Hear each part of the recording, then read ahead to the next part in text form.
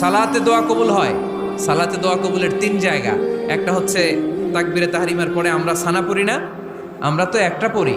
আল্লাহর হাবিব সুন্নাহ এবং নফল নামাজে আরো পড়তেন সানা, ওই দোয়া কবুল হয়। 2 নম্বর জায়গা সালাতে সেজদায় পড়ে দোয়া করলে কবুল হয়। আকরাবু মা ইয়াকুনুল আবদু মির রাব্বিহি ওয়া হুয়া সাজিদ ফাকসিরু ফিহি দুআ। বান্দা যখন সেজদায় লুটিয়ে পড়ে বান্দা আল্লাহর সবচেয়ে কাছে চলে যায়।